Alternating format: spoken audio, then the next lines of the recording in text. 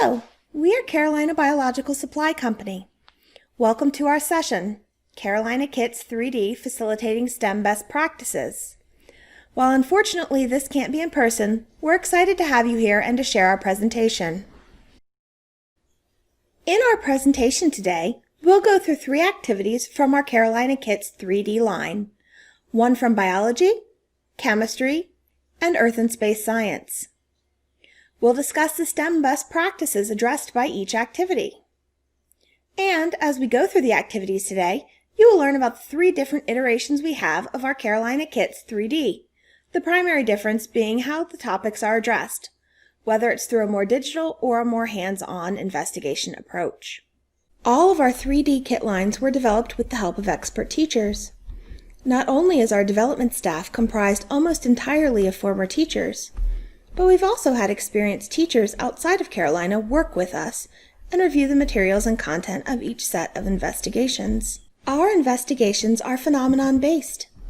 Each lab begins with a phenomenon that students will build towards explaining as they travel through the investigations and information.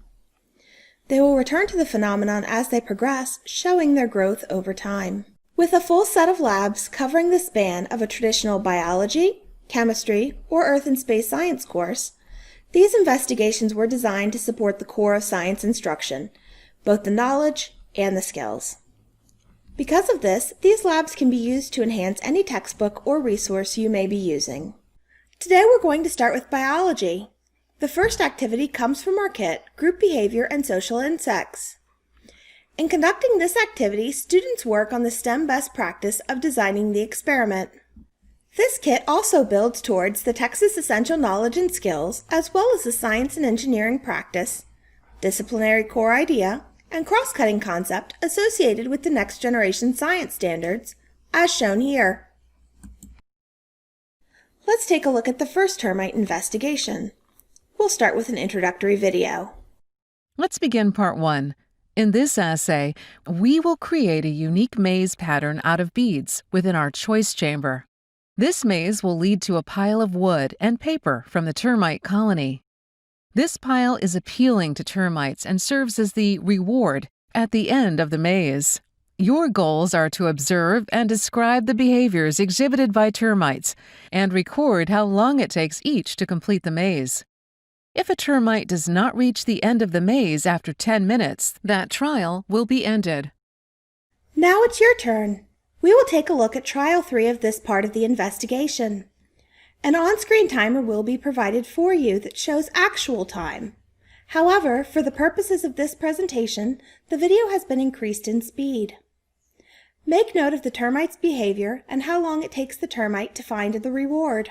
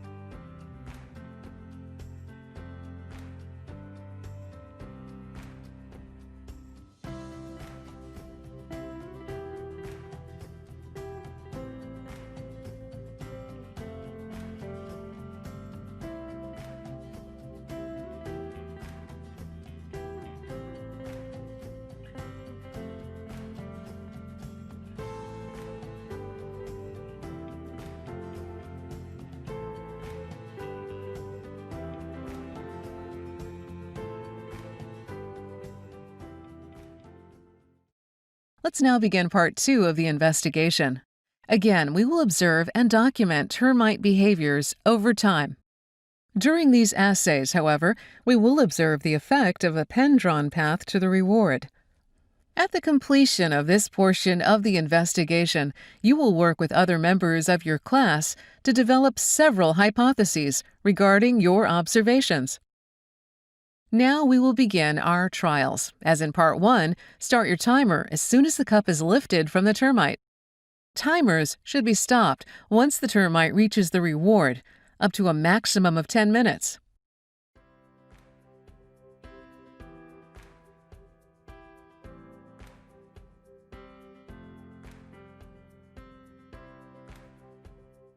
Think about the observations that you made as you watched the two different videos of the termite.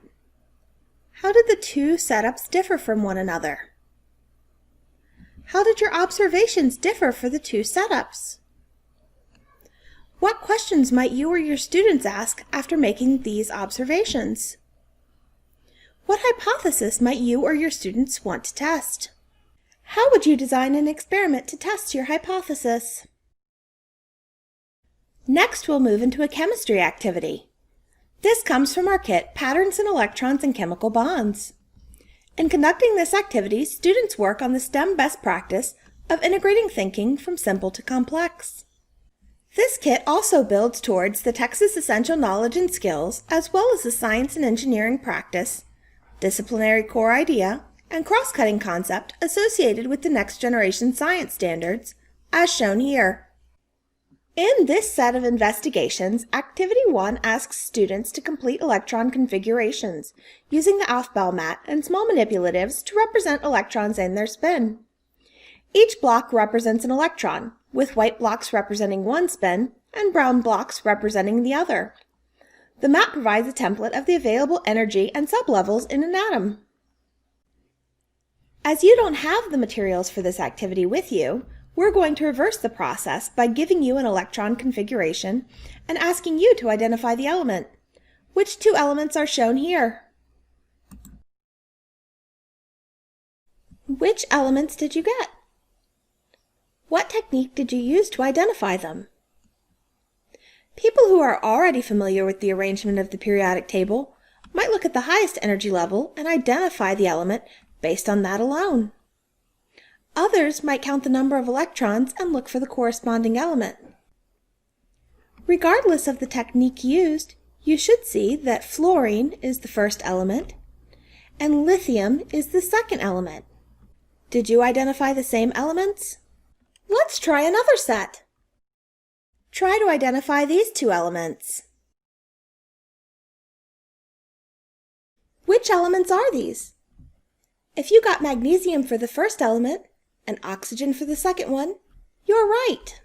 One of our experienced teachers suggested that if this activity, or any modeling activity, were being done remotely, they would have students video or photo themselves conducting the activity. In a video, the teacher can see the order that the electrons are placed, and in either case will be able to see that the students have completed their models. Now let's try something a little more complex. Look at these mats and identify what, if anything, is wrong with the electron configuration shown. Be sure to consider Hund's rule, Aufbau's principle, and the Pauli exclusion principle as you formulate your answers.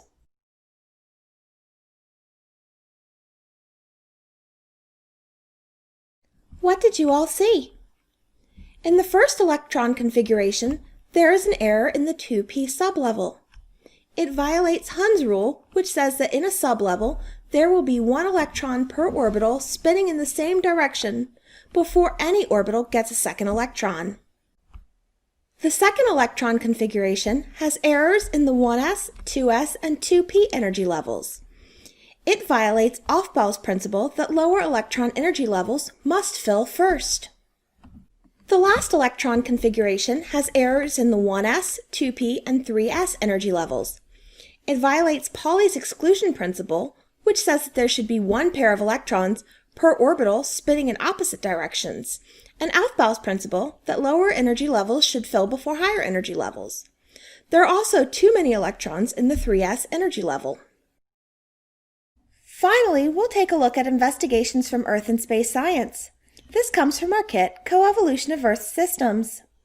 In conducting this activity, students work on the STEM best practices of robust context for integrative STEM learning and teaching science as a practice, or applied knowledge. This kit also builds towards the Texas Essential Knowledge and Skills, as well as the Science and Engineering Practice, Disciplinary Core Idea, and Cross-Cutting Concept associated with the Next Generation Science Standards, as shown here. In this kit, banded iron formations, shown in the rock specimen on this slide, form the phenomenon for the series of activities. Students start with a tutorial where they explore chemical and physical changes. This, along with some additional background information on rusting, gives them the foundation to start making predictions about how iron will react in different aquatic environments. Take a moment and predict what you think will occur when iron filings are added to the 6 different environments. Which environment do you predict will cause the most rusting in the iron? We've modified this activity from both its digital and hands-on iterations for this presentation. In the digital version, students would watch videos, whereas in this version, we'll examine a series of photos, and in the hands-on version, students would conduct the investigation. Let's take a look at what happened immediately after the iron filings were added to the different simulated aquatic environments. What types of observations did you make? What do you think will happen as the experiment progresses? Now the cups have been sitting for 5 minutes. What do you observe? Examine the cups after an hour has elapsed. What's changed? How are these different than what you've seen before? Now 24 hours have elapsed. What do you see? What's different? What's changed from the beginning? Based on the evidence that you observed, which environment is most favorable to the formation of rust? Now that we've taken a look at 3 different activities in our Carolina Kits 3D line, let's review the different iterations. Carolina Kits 3D are classroom kits that are conducted in a face-to-face lab setting. These activities are hands-on and are supplemented by digital resources and activities. These kits provide a classroom with sets of materials for 8 to 15 groups, depending on the kit. They are available for biology, chemistry, physics, and earth and space science. Carolina Kits 3D Flex is a solution for remote or physically distanced classrooms. These kits provide students with their own sets of materials to conduct a combination of hands-on and digital investigation. These kits are available for both biology and chemistry. Carolina Kits 3D Flex Digital is a solution for remote or physically distanced classrooms. When this option is purchased, teachers will receive only digital resources and no physical materials. Many of the sets of investigations have been developed so that they can be completed in a digital format. Several others that are included are safe to do at home or in class and require limited hands-on materials, such as manipulatives. We also provide additional sets of laboratory investigations that require being in class and require additional materials. If students are in school or return to school, you have all the instructional materials to implement them. You will just need to either use materials you already have or obtain the necessary materials. While all of our Carolina Kits 3D integrate STEM best practices, the biggest difference between them is the amount of digital content, with Carolina Kits 3D being primarily hands-on with digital material as a supplement, and Carolina Kits 3D Flex Digital being a primarily digital program. No matter where your students are learning, Carolina Kits 3D has a solution that can help your students have an authentic laboratory experience. The activities completed today were from the following Carolina Kits 3D. For more information about these particular kits, go to carolina.com and search the item numbers listed. For more information about our Carolina Kits 3D lines, please visit the following websites. There you'll find more information about the specific kit lines, including the topics of the sets of investigations and included materials. If you still have additional questions that you would like us to answer, please do not hesitate to email them to product@carolina.com.